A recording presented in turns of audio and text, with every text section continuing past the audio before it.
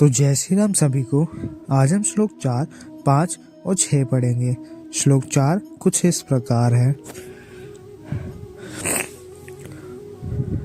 न कर्मणामनारभ निष्क्रम्ये पुरुषश्रुते न चासन्यंसनादेव सिद्धिं समुधिगच्छति।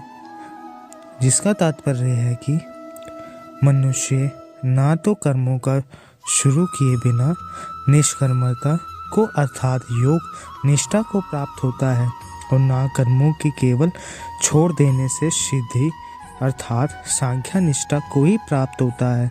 दोस्तों, ऐसा नहीं कि आप कर्म करें ही ना और खुद को सन्यासी कहे, ऐसे तो दुनिया चल ही नहीं पाएगी। अपने कर्तव्य को छोड़ यदि आप सन्यासी बन जाते हैं और आप समझते हैं कि आपको मोक्ष की प्राप्ति हो जाएगी, ऐसा संभव नहीं है। ऐसा नहीं हो सकता कि आप कर्मों को त्याग दें और खुद को कर्म योग्य ही कर्म को ना करने से या फिर उसे सदा के लिए त्याग देने से कुछ भी हासिल नहीं होगा। अगला श्लोक। नाहि कशि शरणमपि जातु त्रिस्तय कर्म करते कार्यते हर्वशः कर्म सर्वः प्रकृति जे गुरुने है।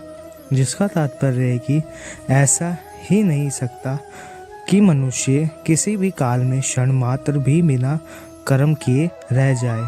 हमारी दुनिया ऐसी है कि हम चाहे या ना चाहे कर्म तो हमें करना ही पड़ेगा। कर्म ना करना भी कर्म करना ही है। जिस तरह से हम इस दुनिया में आए हैं, जिस तरह से प्रकृति ने हमें बनाया है, उसका गुण यही है कि हर समय कर्म करें।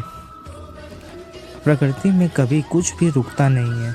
सांसें चलती है, समय चलता है, जीवन का चक्र चलता रहता है और जब तक जीवन रहेगा तो कर्म भी रहेगा।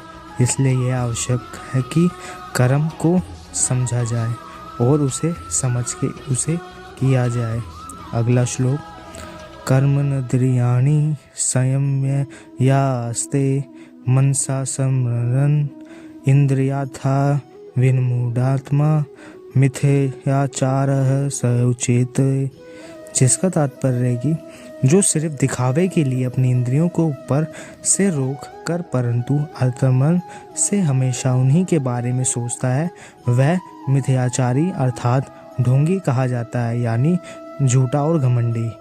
उदाहरण के लिए जैसे कोई व्यक्ति खाना खाने से मना कर दे लेकिन अंदर ही अंदर खाने के बारे में ही सोचता रहे, तो यह किस तरह का उपवास हुआ?